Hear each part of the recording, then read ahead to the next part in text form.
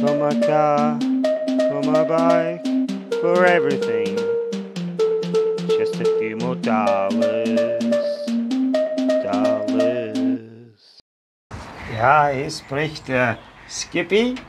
Herzlich willkommen. Yeah, just a few dollars.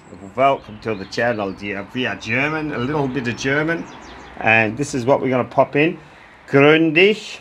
If you like German cars, not everyone does, but this is what we're going to put in. Of course, it's going to go that way. And there's the hole. It's smoothed off. Now, this car was a modified car. The former owner liked smooth look. Like, he had the bonnet smooth, there was no vents. The boot was no vents. So we're going to put the radio in the glove box to make it a smooth look. Unfortunately, the guy sold it, so that's not his dream. This is my work, so I do it how I want. And it's the authentic look. So I've drilled 2 holes there. They welded all that in there, filled it up with filler and weld and all sorts. But there's 2 tabs there, so I've drilled 2 holes and I'm going to slice it with a grinder on the other side. Come around here. There's the 2 holes and I'm going to pop that right in the middle. Now it's going to sit right in there. That's a little bit of a taper there, so I have to take note. You know, it's best to cut things a little bit smaller, then you can work it out. You cut it too big, well, it's the roof. You're going to enjoy this episode, folks, I know that.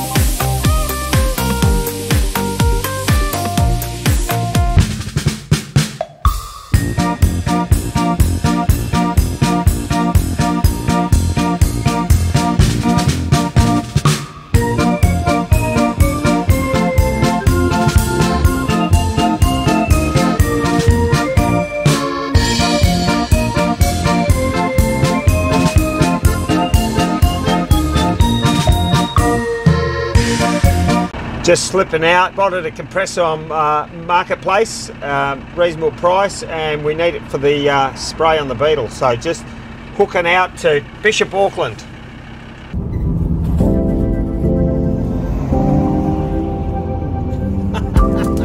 He was waiting to turn the corner.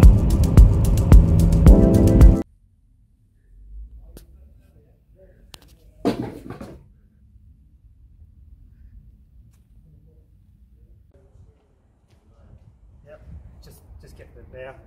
It's quite heavy, so we can put it straight in the back.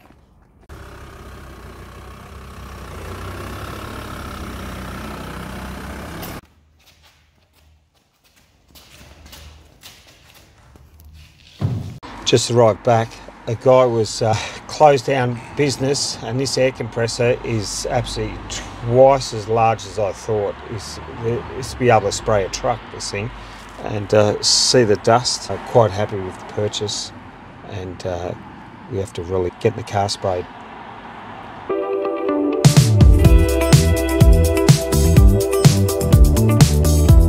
In there, a little bit under there, just bits and bobs. This door has to be repaired underneath yet. I've done the other one, but I just want to get undercoat on it. Heading out to the car, the Whitey. What we're going to do.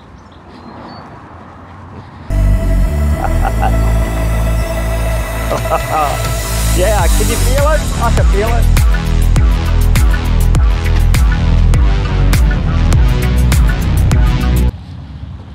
We're going to have a look at the width of the compressor. Let's have a look.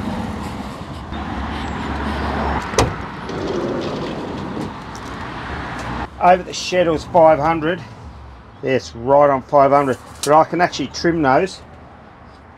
And let's see if it's any wider. No, it's not wider.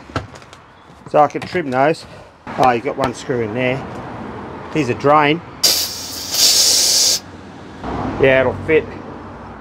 Give it to you in the shed. It's a big one.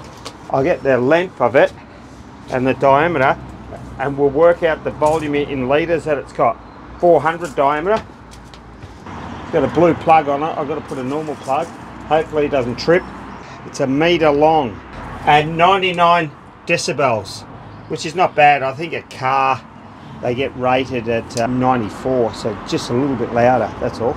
It's built in 2010, so it's about 14 years old, but I can tell, never been outside. So the bare metal is never rusted. It's never rusted. There's the oil level. You either have a sight glass or a dipstick. It's got a sight glass. A reset button, and it's got 100 pounds in it. Amazing.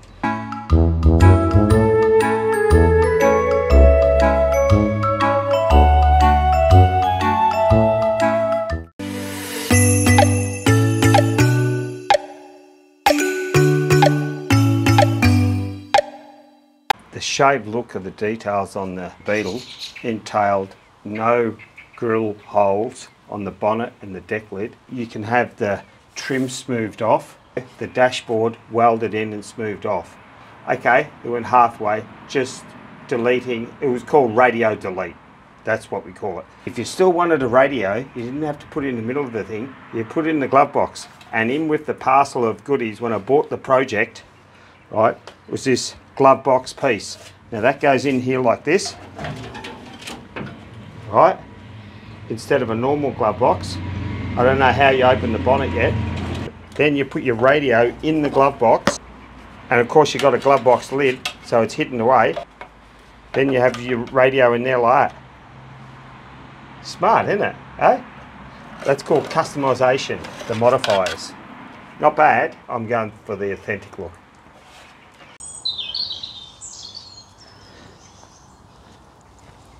It's good to get out of the shed, out of the garage, after I got all the racking out, ready to paint the car, and get out and do something different. Yep.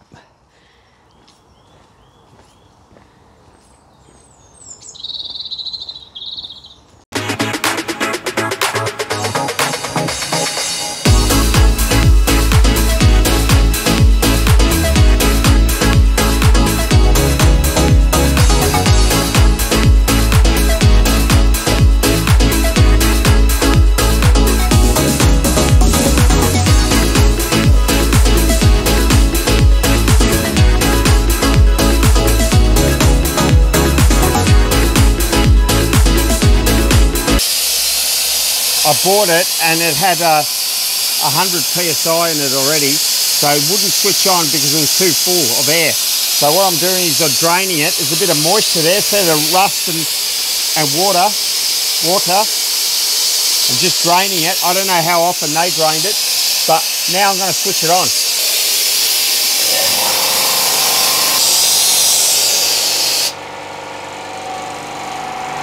Now, is that louder or noisier than the other one? The other one, I built a whole cabinet over it. It's only a little one, 25 litre. This is 150 litre.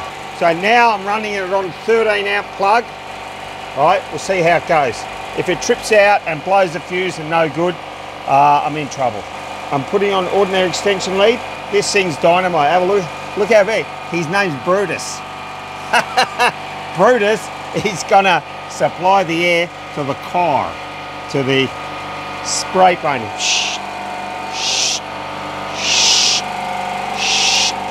Oh, nice job you done there, mate. Yeah, thanks. I don't know if it's a girl's colour or boy's colour, or a girl who's driving it or not. Well, what do you reckon? Nice and shiny?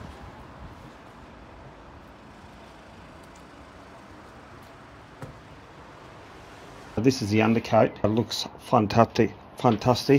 Could be a lot thicker in some spaces, but as you're doing it, of course, it's a little bit difficult. Deep scratches here though. If I want to put high build on it, tomorrow morning's the time. We enjoyed 18 degrees today, so I decided to do a bit of painting and did under the valance here and up the top. That's where all the weld through, it burnt through to the other side. So it didn't actually up here, see there? I mastered it up, sprayed. So that's 2-pack epoxy, wet on wet. So it was wet epoxy, 12 hours, and then I sprayed on direct gloss, 2-pack. I've sprayed under here. I've sprayed this. I've actually left that. I didn't spray that little bit there. That little bit there I didn't spray because it hasn't been rubbed yet. So that I'll rub that. But all this under here is all done. But that's where the carpet, it covers it. But it's really glossy. And I only used a little shooter. And under here, I sprayed all the a lot of the high build. But I haven't got enough epoxy. I've ordered some. And that was for this side. I need epoxy to do the bare metal. See here, the bare metal, the 4 guards, bonnet, and deck lid. So I bought a litre, or 1.5 litres, I think it is. I have to repair the bottom of this door still. It's all ready to put epoxy on it, so it doesn't rust. There's nothing worse than working on things you come back and it's rusted. Not heavy rust, but it's a pain in the neck. See, nice blue.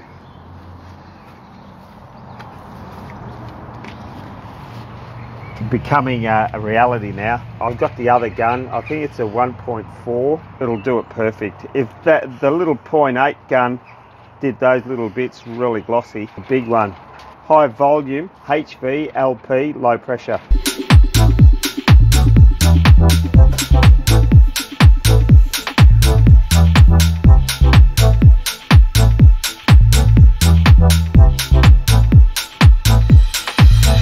.50 litre, 3 horsepower, 13 amp plug, which is a normal house plug, and it works perfect. It only come on, I think, 4 times. I epoxied all the other side, it did high build, and then I did all gloss. It's worth the money. I mean, I picked it up a good price because they were closing down. That tool is well worth it. It's detrimental having the right tool. Other compressor that I had was 25 litres. It was too underdone. A paint job like this, if I did all the work, it's 5,000 at a good paint shop if I did all the prep and if I did the prep right. And any other shop, do the whole lot, is 10,000. Decided to go down the route of a better air compressor, and therefore I can do the job myself, and it only cost me probably 1,000, you know, well worth the money buying an air compressor that has more than enough air. Can't go wrong. Just on a break, just to wrap the episode up, it's so important to get the right tools for the job. That's why I purchased the air compressor. And I did enlarge the space of my sardine tin, and I got rid of the racking. You're setting yourself up for success and a quality job. If you want good workmanship, yeah, it's better to have a good environment. That's what I've worked hard to sustain. Also, in the next episode, you watch me get my panels flat using a guide coat, guide dust, to correct my panels on the car. Tune in. You don't have to let